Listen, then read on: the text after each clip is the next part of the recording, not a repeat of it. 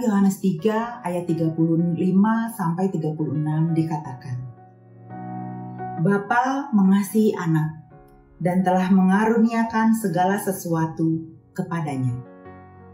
Barang siapa percaya kepada anak, ia beroleh hidup yang kekal. Tetapi barang siapa tidak taat kepada anak, ia tidak akan melihat hidup, melainkan murka Allah tetap ada di atasnya. Demikianlah Injil Tuhan. Terpujilah Kristus. Shalom Bapak Ibu yang terkasih dalam Kristus. Kita jumpa lagi dalam Lunch with Jesus. Dalam bacaan Injil yang baru saja saya bacakan, dikatakan kalau kita percaya kepada anak, kita akan beroleh hidup yang kekal. Tetapi kalau kita tidak taat kepada anak, kita tidak akan melihat hidup, melainkan murka Allah tetap ada di atas kita. Di sini jelas sekali dikatakan, berarti murka Allah itu sejak awal sudah ada di atas kita. Tetapi bagi orang yang percaya kepada anak yaitu Yesus Kristus, maka murka Allah itu berganti menjadi hidup yang kekal. Tapi bagi yang tidak mau taat kepada perintah-perintahnya, maka murka Allah itu tetap ada di atasnya. Bapak Ibu yang terkasih, kita adalah manusia berdosa. Sejak awal kita memiliki dosa asal. Sejak kita dilahirkan, kita membawa dosa asal itu. Contohnya macan. Bapak Ibu, kalau macan itu binatang buas, betul?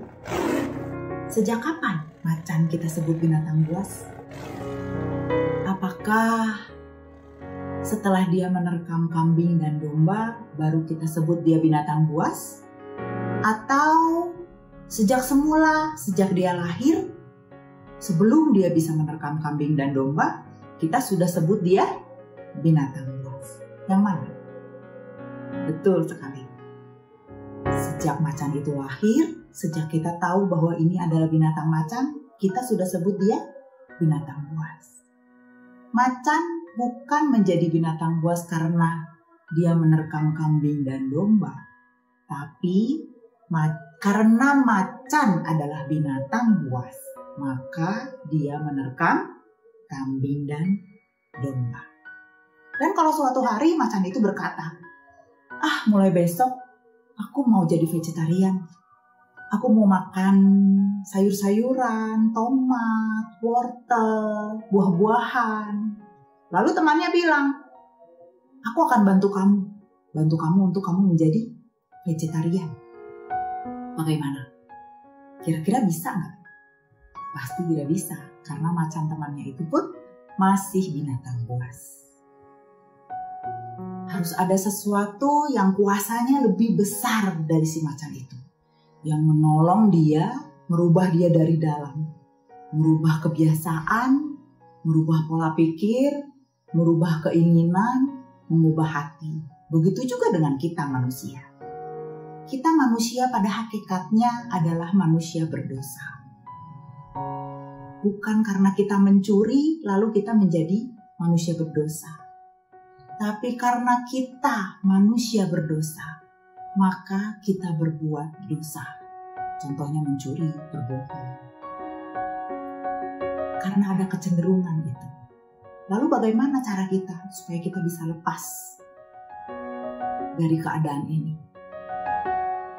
Harus ada seseorang, suatu kuasa yang lebih besar dari kita, yang bisa menolong kita untuk mengubah kita dari dalam. Siapa itu? Yesus Kristus, betul. Yesus Kristus mati di kayu salib untuk menebus dosa-dosa kita. Karena Tuhan Allah begitu mengasihi kita, sehingga dia mengorbankan anaknya yang tunggal mati di kayu salib. Tuhan Yesus tidak berdosa, tapi dia disalib karena dosa-dosa kita. Lalu apakah setelah Tuhan Yesus disalib, menebus dosa kita, lalu secara otomatis dosa kita lenyap? Bukan begitu cara kerjanya. Ada langkah iman yang harus kita lakukan untuk menerima kehidupan kekal itu. Berkat keselamatan sudah Tuhan sediakan lewat putranya Yesus Kristus. Tapi ada langkah iman yang harus kita ambil. Contohnya Bapak Ibu, kalau kita sakit, ada dokter yang bisa menyembuhkan kita. Tapi kalau kita tidak mau pergi ke dokter, kita cuma diam di rumah, apakah kita bisa sembuh? Ada yang harus kita lakukan. Kita harus mau pergi ke dokter, kita harus mau berobat, kita mau beli obatnya, dan kita mau makan obatnya secara teratur, baru kita bisa sembuh. Begitu juga dengan keselamatan kita. Berkat keselamatan yang Tuhan sediakan bagi kita, harus kita ambil dengan suatu langkah iman. Kita harus mau buka hati kita. Kita mau mengaku dengan mulut kita bahwa Yesus adalah Tuhan. Kita mau menerima Dia sebagai satu-satunya Tuhan dan Juru Selamat di dalam hidup kita. Kita mau melakukan perintah-perintahnya, melakukan kasih kepada sesama. Dengan begitu, baru kita beroleh berkat keselamatan itu. Bapak Ibu, saya mau ajak Bapak Ibu sekarang untuk kita berdoa. Yuk mari kita tundukkan kepala. Dalam nama Bapa dan Putra dan Roh Kudus. Amin.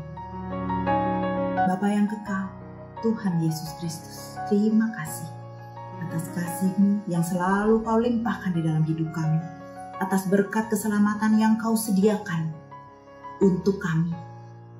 Tuhan, biar kami boleh lebih lagi mengerti Engkau. Tuntun kami Tuhan, untuk kami dapat beroleh hidup kekal itu Tuhan bersama Engkau. Sebab tujuan hidup kami bukan dunia ini, tapi kekekalan bersama Engkau. Terima kasih Bapa yang kudus. Terima kasih Allah Maha Tinggi. Terima kasih Roh Kudus. Doa ini kami naikkan di dalam nama Yesus Kristus, Tuhan dan pengantara kami, kini dan sepanjang masa. Amin. Dalam nama Bapa dan Putra dan Roh Kudus. Amin. Tuhan Yesus memberkati.